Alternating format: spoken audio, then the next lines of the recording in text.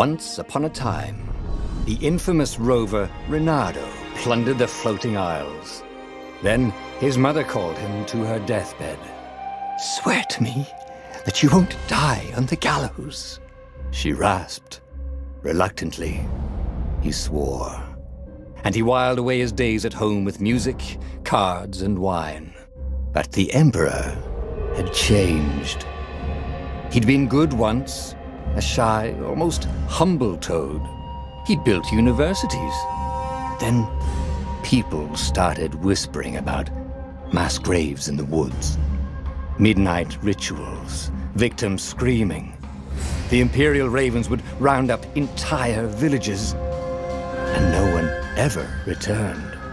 The Ravens had come to Ubar scouting for ancient books said to be of great power. But the librarians had hidden the books, so they'd burnt the librarians. The citizens, outraged, had driven them off. The Ravens had come back with dropships. The kid had fled with one of those books. He was brave and dumb and wanted to join the rebellion. And Reynardo had promised his mother he'd protect him.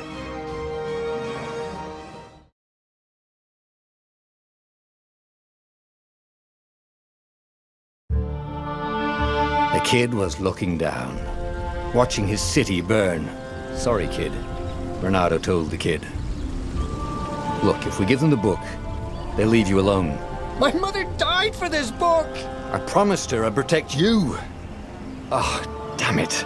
The kid had run off. With the book, of course. So Reynardo had to run after him.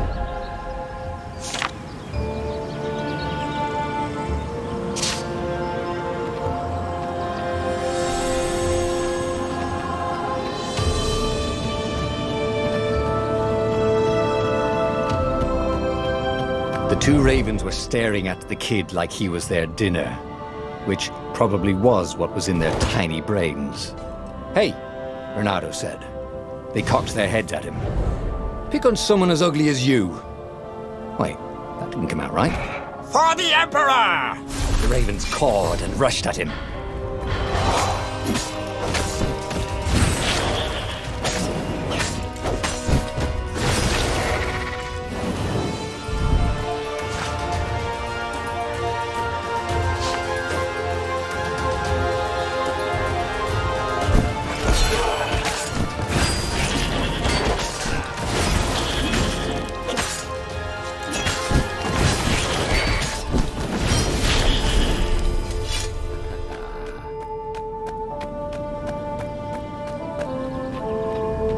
Dropship flew overhead. He hoped they hadn't noticed him. The kid.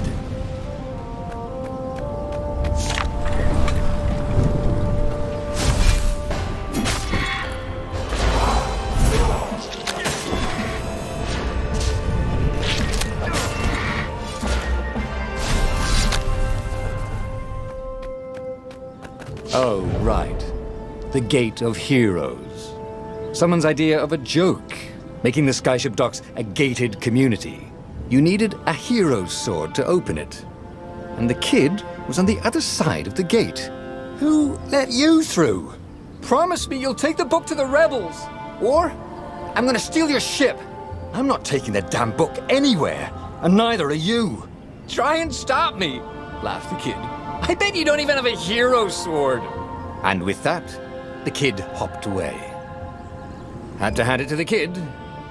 He was an idiot, but he had guts. Where was Reynardo going to get a hero sword?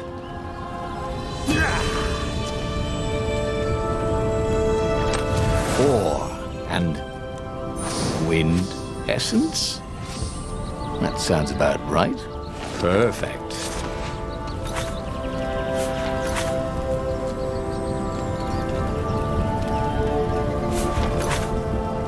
Hero Sword, QED.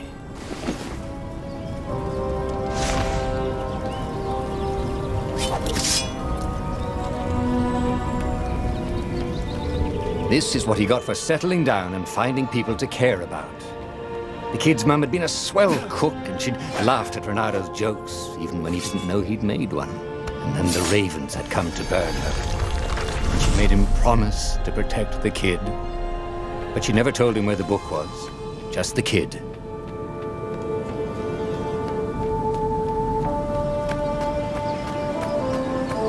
He came up to a ledge. It was too far to jump. There'd been a bridge here before, hadn't there? And there was Peter, giggling at him. "How'd you get across?" he asked the kid. "Where'd you find a hook?" "I hopped," said the kid. Wise-ass kid. "Hey, look out behind you!" "Cute," said Renato. Ah, ravens.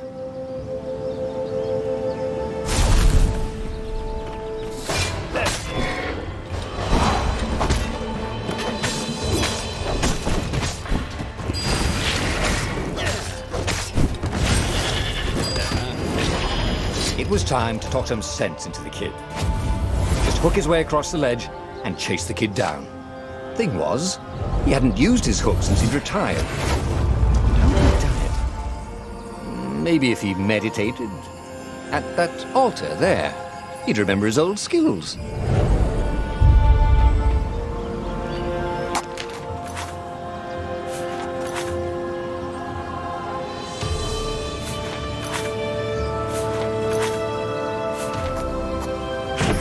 Starting to come back to him. Something you never completely forgot, like how to freeze time when attacking. The more he fought, the more he'd probably remember.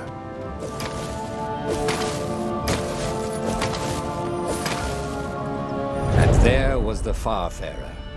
She was the fastest ship he'd ever known. She could do the Kestrel run in 12 furlongs. Oh, so the salesman had told him. And something told him the kid was about to walk into an ambush. "Stop!" he shouted. "I'm not giving you the book!"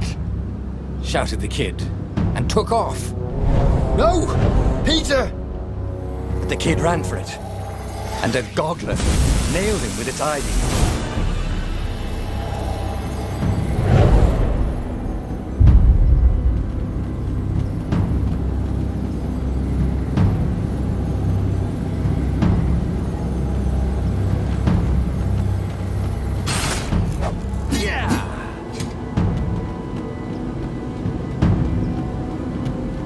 The book was unburned. Next to it were the buckles from the kid's shoes, and a kid-sized pile of ashes. Damn it, why hadn't he lied and told the kid he'd take the book to the rebels? The kid would be alive now. Really pissed off and betrayed, but alive. Oh, damn it. Renato picked up the book. He couldn't let the Empire have it now. He was going to have to get it out of there. He'd be a wanted man. Probably have to join the rebellion just to have a place to dock. Well, he'd hated home life anyway.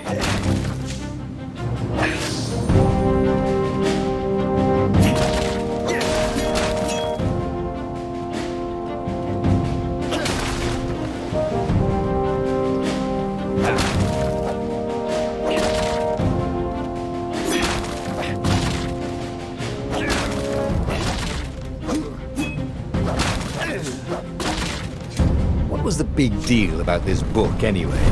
Maybe he should open it and find out. All that had been years ago. How many? The war was a blur, and now 3 Raven scout ships were chasing him. "Where are you running, rebel?"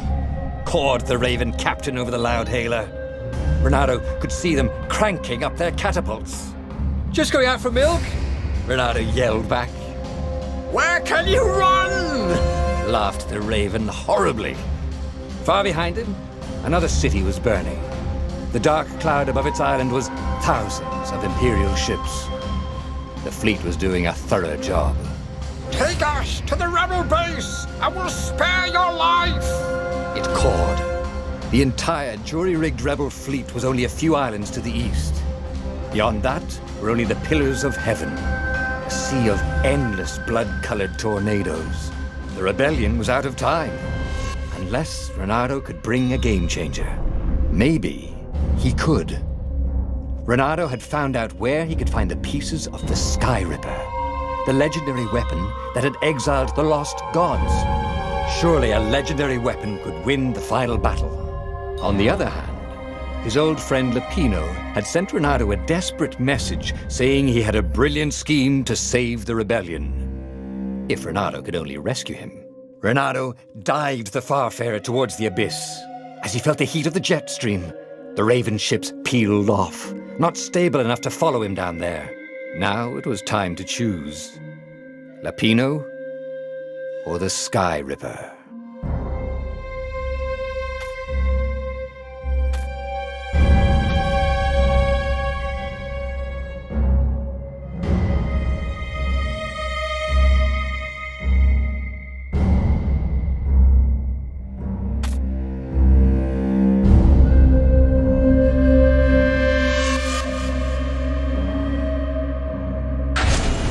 Every child knew about the Sky Ripper. The Transcendent Emperor had buried its pieces. What could have brought them to light? This Emperor, Isengrim III, had once been kind, but he'd gone mad. And now he was conducting secret, obscene rituals to bring back the lost gods. Had he, somehow, summoned the long-lost components of the legendary weapon out of the deep places of the earth? It was more than Renato could fathom. But if he could find a legendary weapon, he would use it.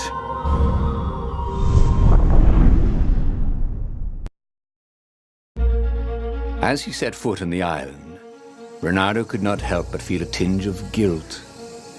He'd left Lapino behind. He hoped the Mad Rabbit had somehow escaped the Ravens. He hoped they hadn't eaten him. If they had, he hoped they hadn't eaten him alive. Why had he chosen the Sky Ripper? Renato never made plans that required constant vigilance. He was a hero. He didn't think too much. He just went with his gut and hoped it all worked out. The Sky Ripper was a long shot. He'd have to devote himself to it. No side journeys, no rescuing old friends. That was against his nature. Could he stick with it?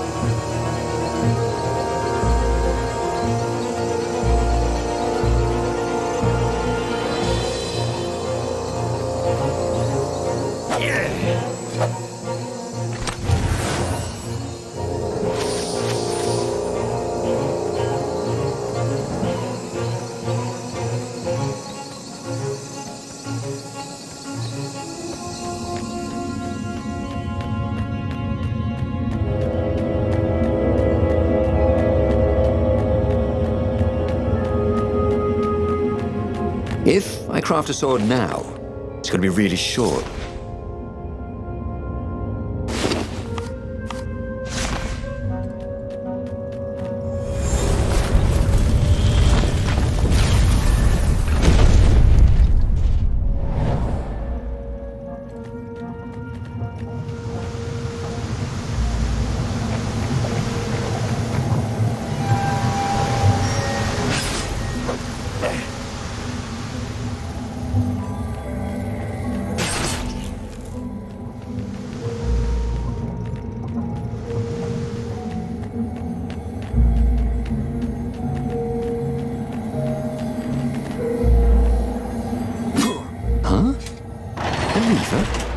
That was new. Most people still use doorknobs.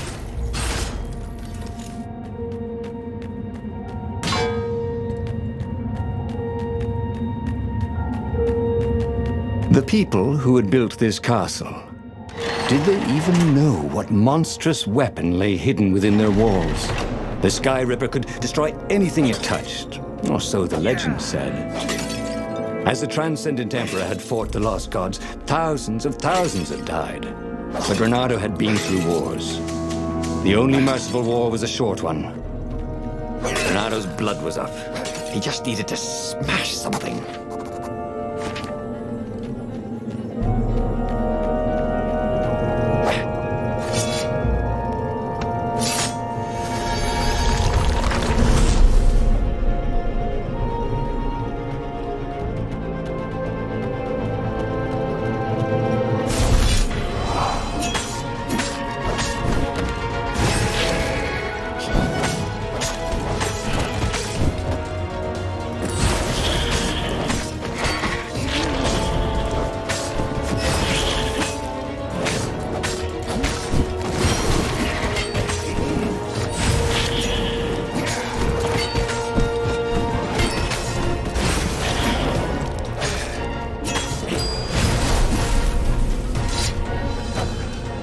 wondered if he could learn to cook this way. Probably not.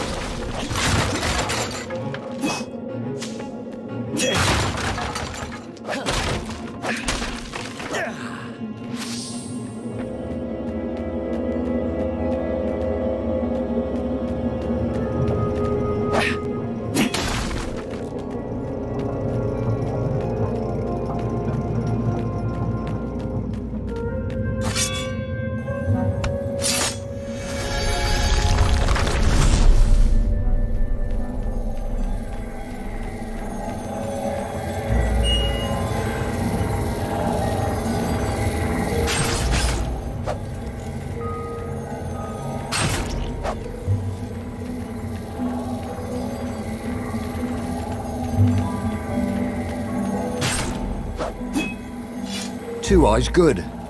One eye dead.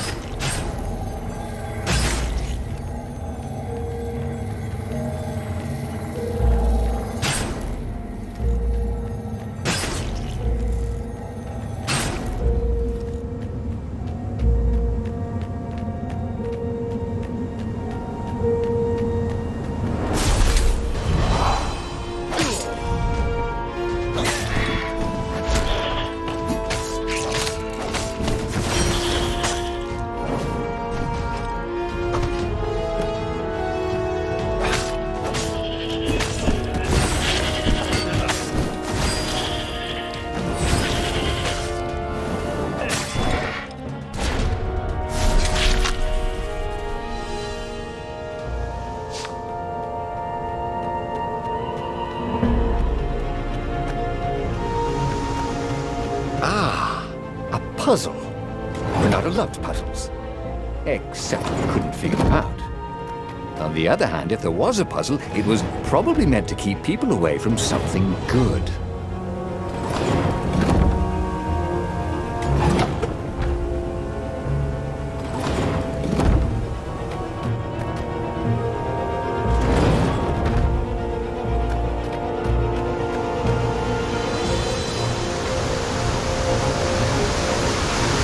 Firewalls only let you through if they think you're hot enough.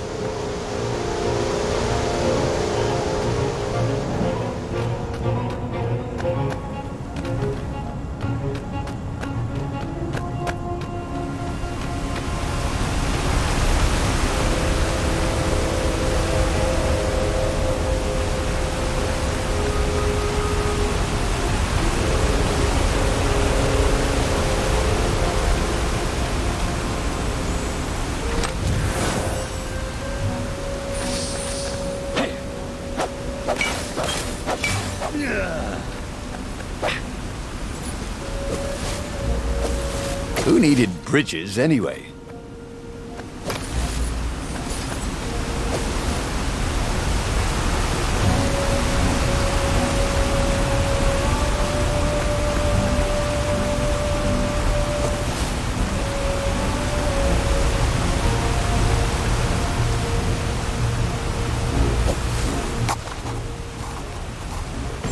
It was starting to come back to him. Something you never completely forgot, like how to freeze time when attacking. The more he fought, the more he'd probably remember.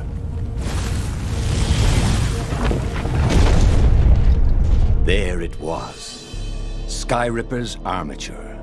The stuff that dreams are made of. Engineers' dreams, anyway. The device was intricate. No one alive had the skill to make a thing like it. How was it part of a weapon at all? He'd have to ask a scientist, but first, he'd get the second piece. Skyripper had a heart, a core that had come to rest on the next island. Well, there was another island he could reach. Zenobia had just invaded it with her father's Raven battalions. She must be encamped there still.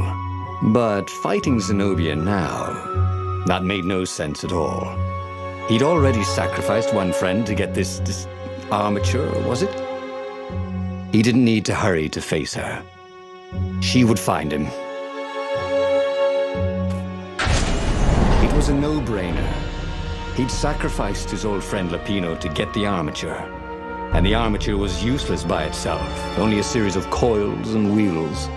War demanded sacrifices, and he would make more before the end. He would have to choose the greatest good, no matter how much it cost him. Zenobia. Well, he would see her sooner or later, across a battlefield or a sword's point before all this was over. He was sure of that. The power was in the core. Obviously, he had to get the core.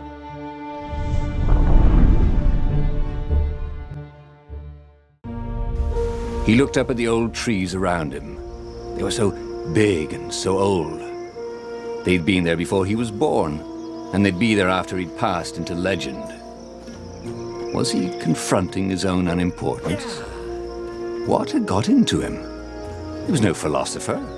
Anyway, who cares? He was plenty important. He was a hero, and soon he'd prove it. Fresh socks, thought Renato. Please be fresh socks.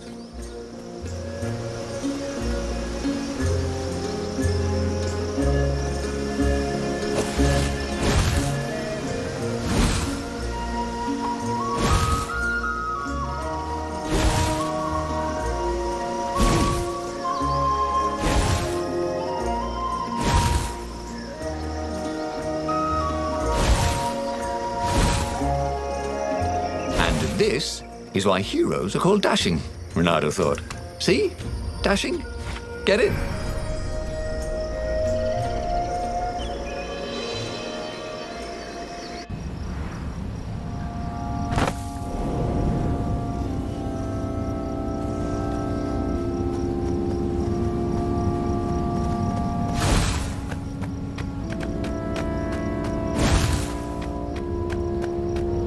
There was something sour in the air.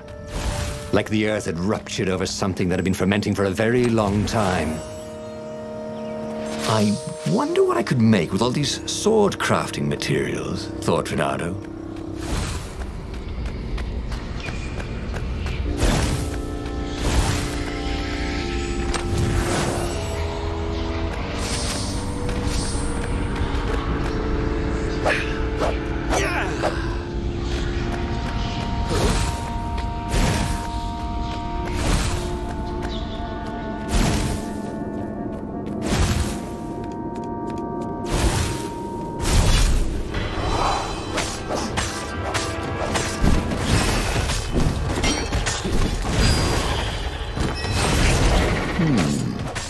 Where did that go to?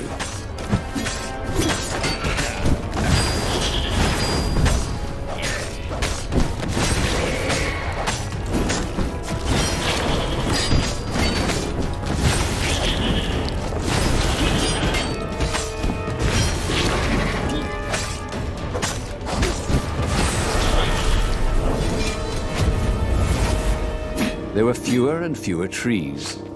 There were only these huge crystalline growths. Had those been here before? He no longer heard birds except for the feverish cawing of the ravens when they attacked. He couldn't smell the small animals of the forest, the mice and rabbits. Where had they gone? And he was getting hungry too. This was an unhealthy place to be.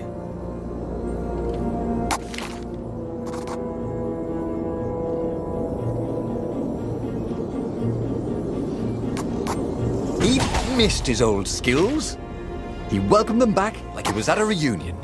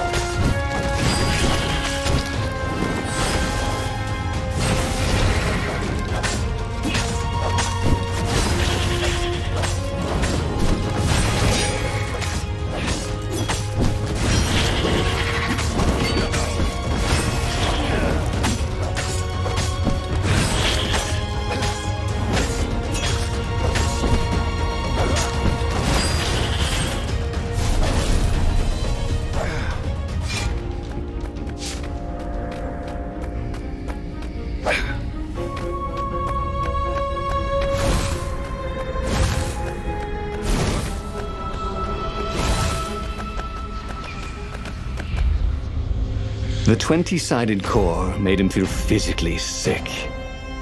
Once he had sneaked into a temple of the dark art, and he hadn't liked what he smelt and saw there. This felt like that. As quick as he could, he wrangled the icosahedron into the armature. The wheels began to spin, then glow. The sick feeling quickly spun away. Now he only felt sad. He had lost good friends for this war apparatus. He carried his prize back to the Farfarer. Now he had to make his next move. There was a key Imperial outpost on the Nexus. If this really was some sort of super weapon, he could use it to wreak havoc on the enemy. And if it wasn't, well, better to know that before the final battle. But maybe he should show it to some scientists first. There was an observatory on the Nexus. Maybe he should go there before he fired it.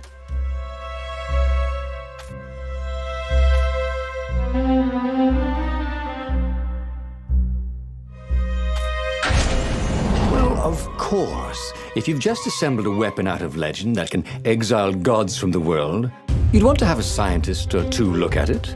And even if they disagreed and you had time, you could ask Calaveras himself. Yes, the observatory would be his objective.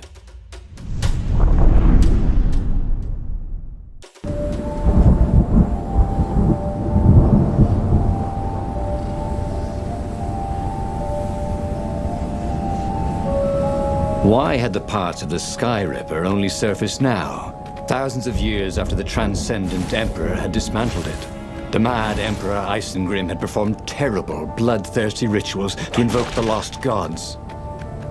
Was that why these ancient artifacts were rising out of the ground?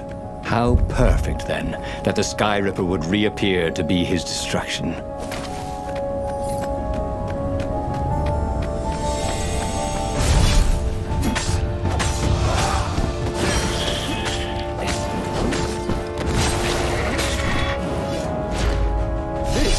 With the new aerobics craze. Am I right?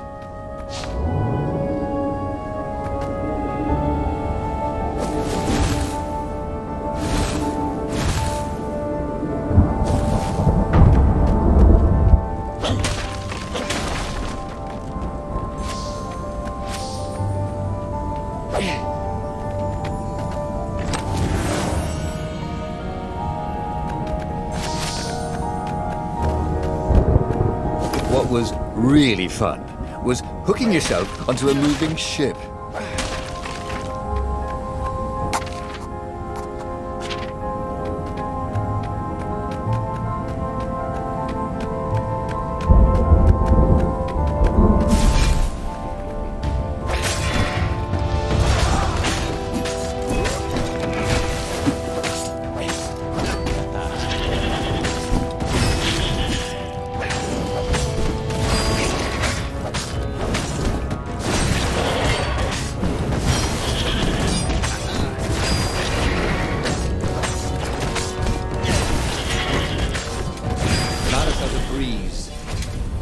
Through his armor.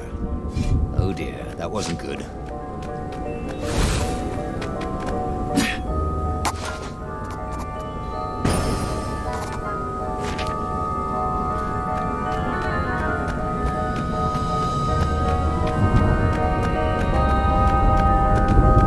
A legendary weapon was exactly what the rebellion needed.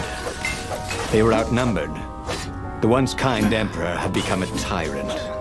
But his ravens stayed loyal, for he fed them his victims, and the other animals were too frightened to rebel. Renato shuddered at what the Emperor was trying to do. To bring back the lost gods, the Black Harvest, the Black Sun? No. He would stop that toad, no matter what the risk.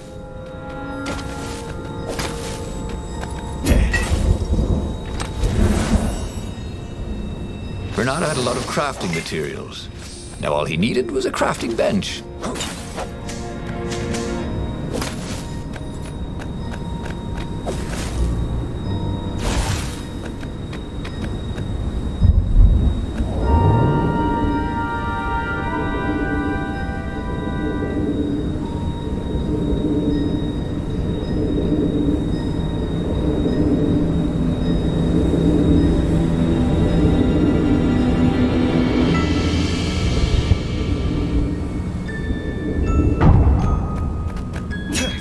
artisans he was creating employment for.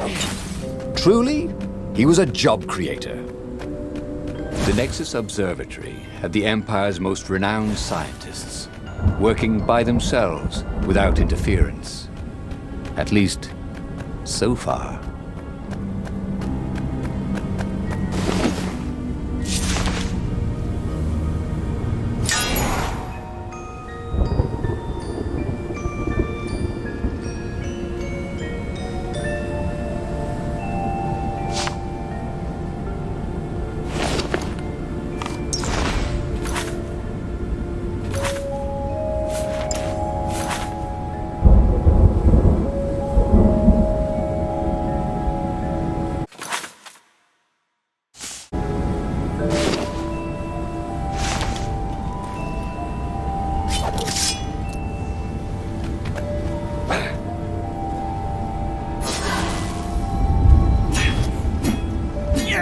It was good to practice your moves, thought Renato.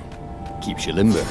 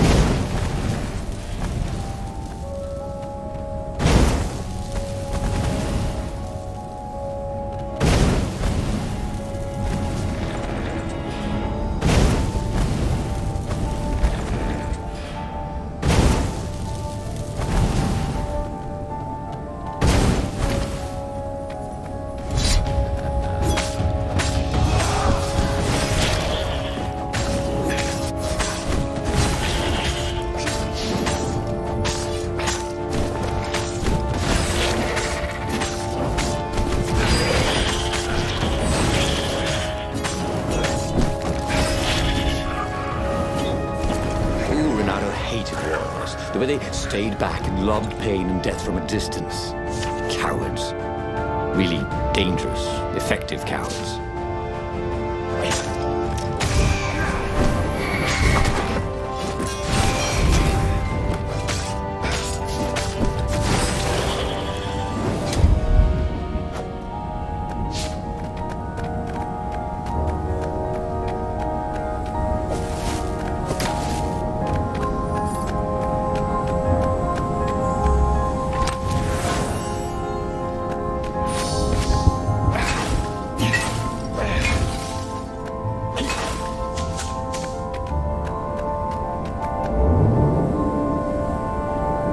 Oh, this really didn't have much in the way of safety features, did it?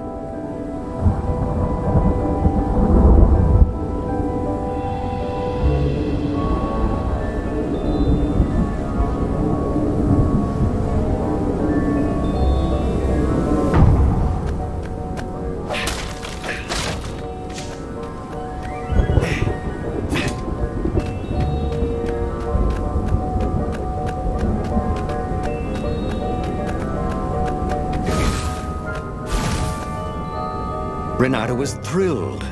The scientists seemed to think he'd put the Sky Ripper together right. But one toad was worried. Yeah, the Sky Ripper could tear a hole in existence itself. There are invisible strings that tie the universe together. If the Sky Ripper cut one, the hole would widen and widen until our whole existence fell into it. Another toad sighed. Irving still believes in string theory. At least go see Calaveras. Yeah, said the worried toad.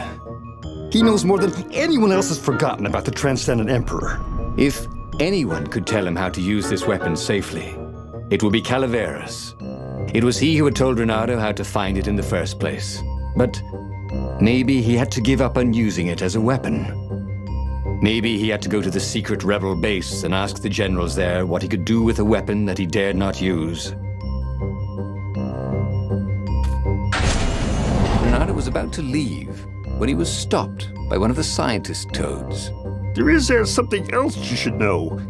There are rumors the Ravens are searching for an ancient artifact on a nearby desert island. There are legends of something called the Iblis Stone, a gem of great and evil power. Where is this island? Asked Renato. Yeah, sort of that way? Said the toad, pointing vaguely west. The fleet was already there. There was nothing Renato could do about it. For the moment. Well, he should have known he'd have to consult Calaveras again. The scientists at the observatory were smart enough. But what did they know of the Transcendent Emperor? He hoped it wouldn't delay him too long. The rebels had scheduled the final battle soon. Every day they delayed risked the exposure of the secret base. And some soldiers were already drifting back to their homes and families. Calaveras would fix the Sky Ripper for him. And then he would win the final battle.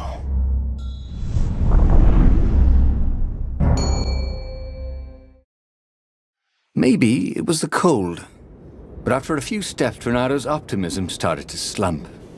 What if Calaveras couldn't help? Did Renato dare use the Sky Ripper? Oh, he hated that he had chosen this path. It was so much simpler to rescue friends and attack enemies, even if some of those friends were more trouble than his enemies. Some of those enemies had been friends before and might be lovers after. No, okay, it wasn't all that much simpler, no. Physics made his brain hurt. That, at least he was sure of. It was definitely easier to fight inanimate objects.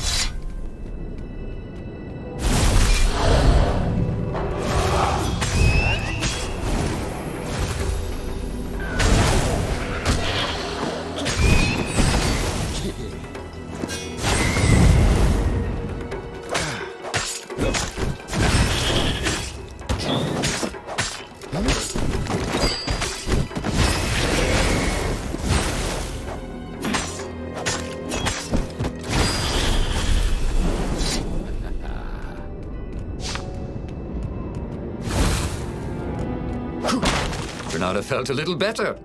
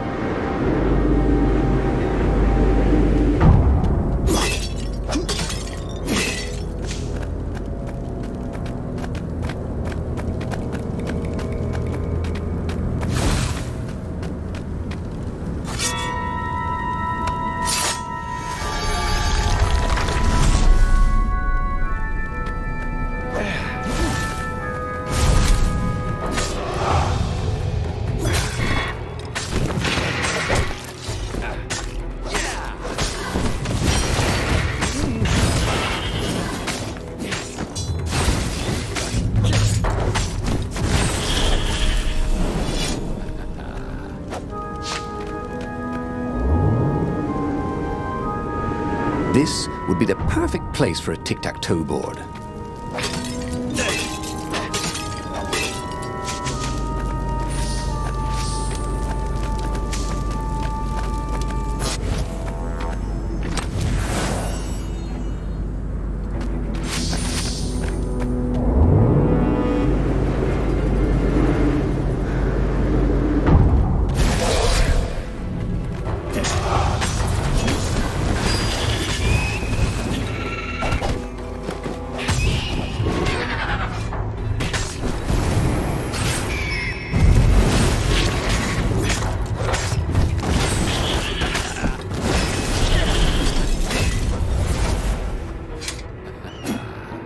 Tried to focus on the now. The ravens who seemed everywhere all the time. Where did they hatch from? Were there giant raven hatcheries somewhere, or did they have families? Ooh, he didn't want to think about raven mummies raising their darling raven chicks. Yeah, Calaveras would help. He would make Renato feel better about using the Sky Ripper. And then Renato wouldn't have to worry about ravens ever again.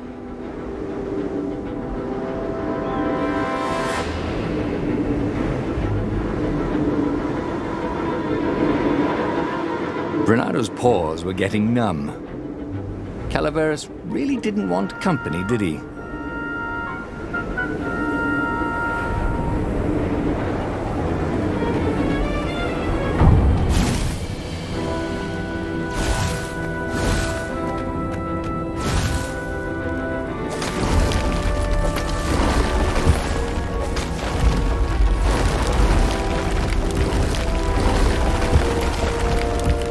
He felt like Tarzan.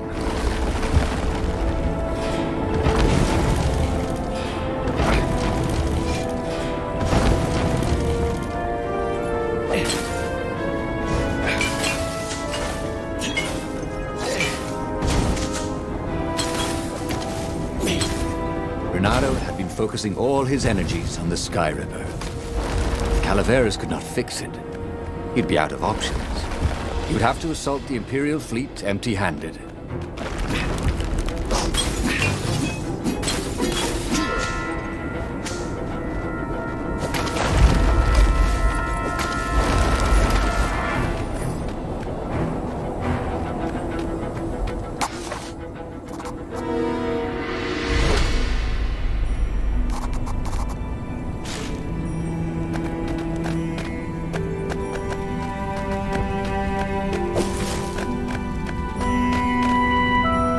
Calaveras had never let him down. Yeah, of course I can make it work better. But when Renado explained about the strings, Calaveras grew thoughtful. Oh, strings, you say? Well, the Arcana do speak of the ties that bind the world. He drew many intricate symbols in the dirt. Yeah, so, according to my calculations, each time you fire, I'm afraid there's a 1 in 120 chance you'll destroy the universe. That's pretty good odds.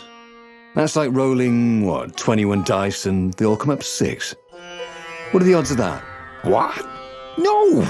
It's more like 2.716s in a row.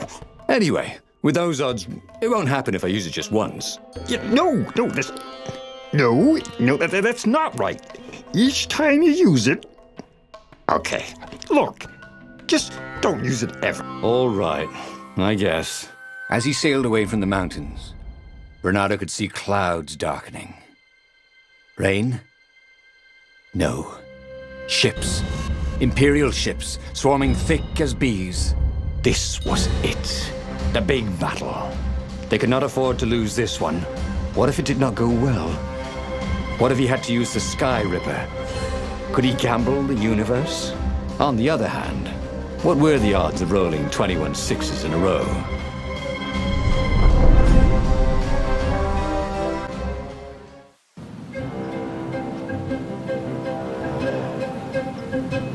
The battle was not going spectacularly well. What had the rebels been thinking? They'd been thinking he would bring the Sky Ripper, or the Iblis Stone, or that he'd sideline Zenobia somehow, or turn her. Couldn't he use the Sky Ripper just once? After all, if chances were 1 in 128, that meant he'd for sure be okay the first time. They'd get worse each time he used it, but the first time would be okay, right? He wasn't sure that it was right. So he didn't fire the Sky Ripper. He just brought it along, in case.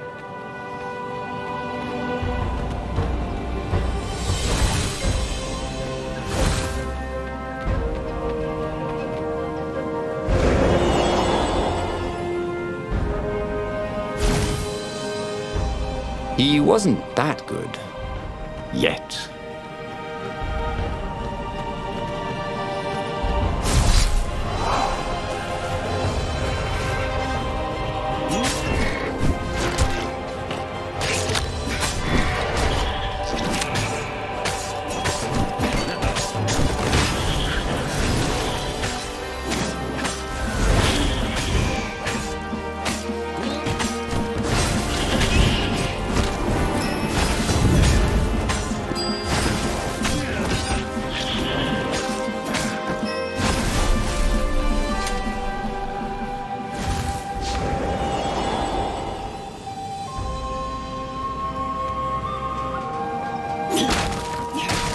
To be something useful in these things, didn't there?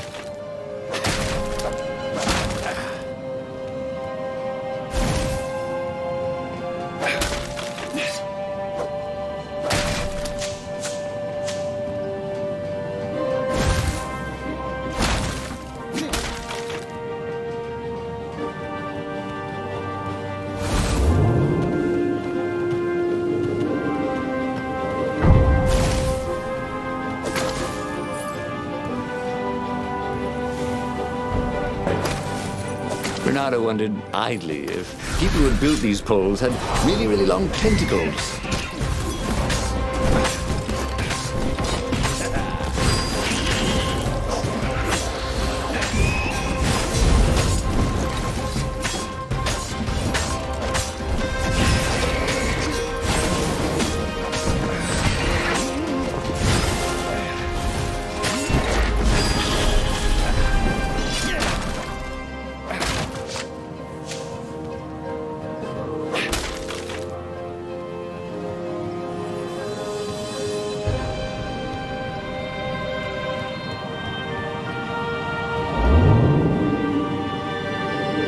Good thing Renato didn't have vertigo.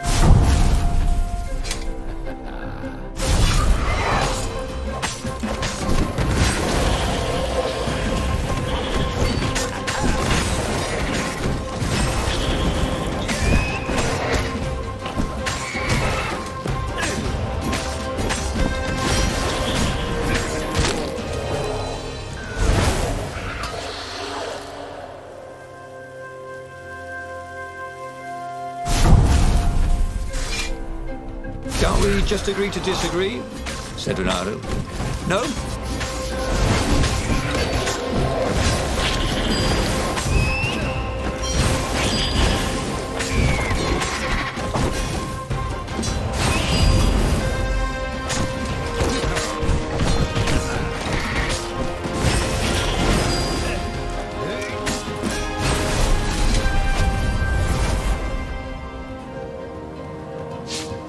Someone had told him the odds didn't change just because you'd had a streak of good luck. His gut told him that was wrong, though. And he always listened to his gut. On the other hand, 128 chances to win, but one of them would destroy the universe. Ooh, that seemed a bit serious. Maybe he could defeat the Emperor without firing the Sky Ripper. Maybe he could bluff, but with a real weapon. Like in cards, when you had 3 knaves, but you pretended you had a fizzbin. That could work.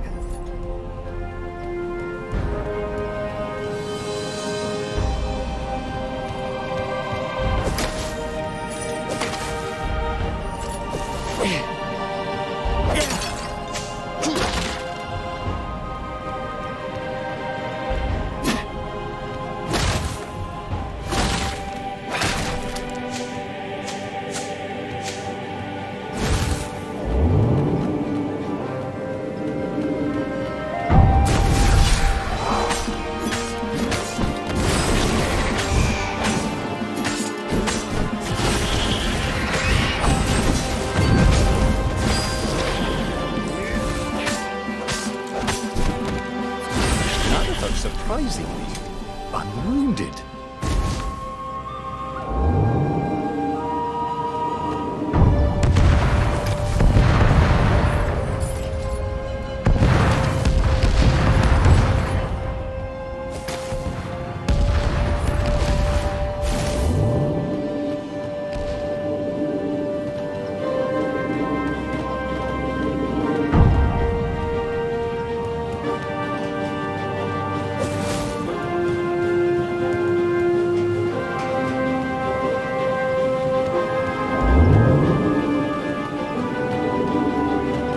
Have you ever felt you were just going round in circles?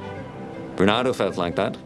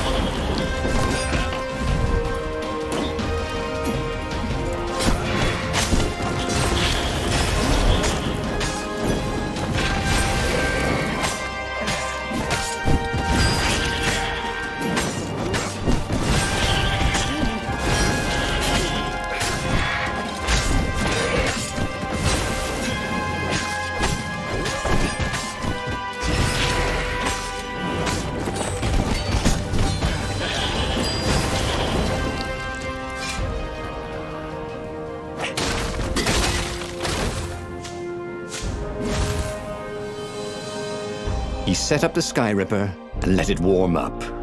He would bluff if he had to. Zenobia came out, flanked by a very daunting platoon of ravens. "You won't actually use that," she said in that annoying, "I know everything because I'm a cat and you know nothing because you're just a fox" voice she had. Or "I know the odds." Good, because there's a real chance you could destroy the universe. No, not the first time I use it. The odds are too low. What? No? Yeah, sure. The first time, the odds are practically nothing. They only go up if I use it a bunch more times. No, but that's not how odds work. Didn't you pay attention in class? Now surrender, or I'll use it. Just once, he said. Don't. He felt sure the odds were with him. You have to go with his gut. That's what heroes do. Fire, he said. Please? The Sky Ripper fired. With a tremendous whoosh, the Emperor's flagship went up in flames. It was awesome. Then he noticed there was a hole in the air. A blackness, like a tear in a parchment. Wind was blowing into it, widening it. It grew larger and even larger. Crates fell upwards into it, and the world itself seemed bent, like the reflection on a curved mirror, as it poured into the ravenous hole. 1 in 128. What are the odds? Thought Reynardo, and then everything fell into the hole and was gone. Okay, that was weird. He could have sworn he just died. Instead, he was on the Farfarer, sailing away from Ubar. And it was still burning. He'd fled burning Ubar years ago, hadn't he? And now he was back there. Had all those years fighting the Empire been nothing but a vision into the future? A useful vision if it was true. He'd learned something. The core was powerful, but dangerous if used improperly.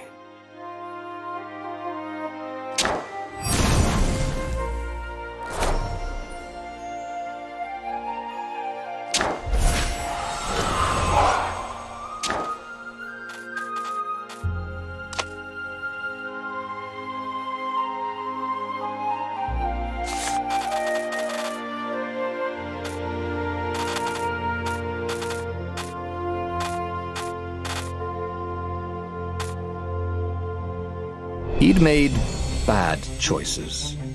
But now, when the real battle came, he wouldn't make those choices.